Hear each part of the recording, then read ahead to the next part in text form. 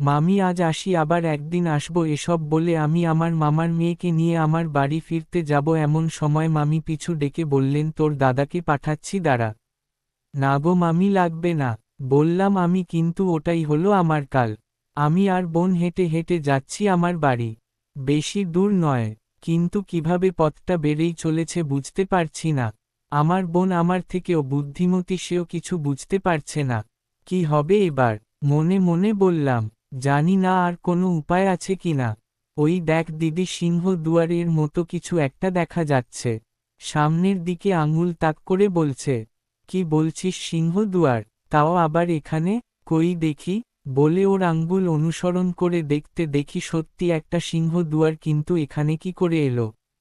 কিছু না ভেবে আমরা ঢুকে গেলাম সিংহ দুয়ারের মধ্যে। ঢোকার ইচ্ছা ছিল না, তবুও ঢুকে গেলাম। ঢুকতে দেখি যা ভেবেছিলাম সেরকম নয় ভিতরটা। ভেতরটা পুরো ভাঙ্গা, কোথাও কোথাও খসে পড়েছে। আবার কোথাও দেখি উপরে ছাদের কোথাও ভাঙ্গা। আরে কি ওটা? দেখ দিদি, কি ওটা? বোনের কিছু চোখে পড়েছে যেন। সেই দিকে আমিও তাকায়। সত্যি তো, কেমন উপরে ছাদের কিছুটা অংশ কাঠের তৈরি। ওটা কি খোলা যাবে ওটা? আবার সামনে দেখছি আর পথ নেই। সব কিছু দেখে আমি বলি, ওই দেখ দিদি, একটা সিঁড়ি দেখছি, ওটা দিয়ে ওঠা যাবে কি? বোন সিঁড়ির দিকে তাকিয়ে বলে। আমিও দেখে বললাম, হ্যাঁ তাই তো। দেখ তো, ওটা দিয়ে ঠেলা দিলে উপরের রাস্তাটা খোলা যায় কিনা। আমি বোনের চোখের দৃষ্টি অনুসরণ করে দেখে বলি। তারপর আমরা ওই সিঁড়ি দিয়ে জোরে জোরে কাঠটাতে মারলাম। দেখি কিছুক্ষণ পর দেখি খুলে গেছে। আমরা সিঁড়িটা দাঁড় করাই। ভাবছিলাম ওটা দাঁড় করানো যাবে না, তবু দেখি দিব্যি দাঁড়িয়েছে। সিঁড়ি দিয়ে বোন আগে উঠে গেল, আমিও ওঠার চেষ্টা করলাম। আমার হাত পা কাঁপছে, ভয় লাগছে, এই বুঝি পড়ে গেলাম। দেখি আমি উঠে যেতে পারলাম। উপরে উঠে দেখি আরও একটা ঘরে চলে এসেছি। কিন্তু এটা তো বাইরে দিয়ে চোখে পড়েনি। ভালো করে লক্ষ্য করতে বুঝলাম ওটা আমারই বাড়ির, আমার দাদার ঘর। কিন্তু এভাবে কি করে এলাম? এই দিদি দেখ, তোর বাড়ি চলে এলাম।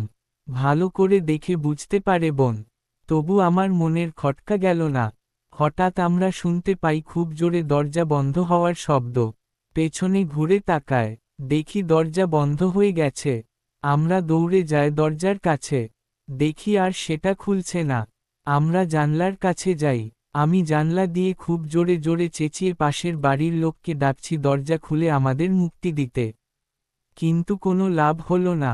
হঠাৎ জানলার ধার থেকে দুটো শিকল এসে বেঁধে যায় বোনের হাত।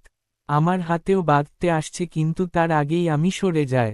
তখন দেখি শব্দ করে দরজা খুলে যায়।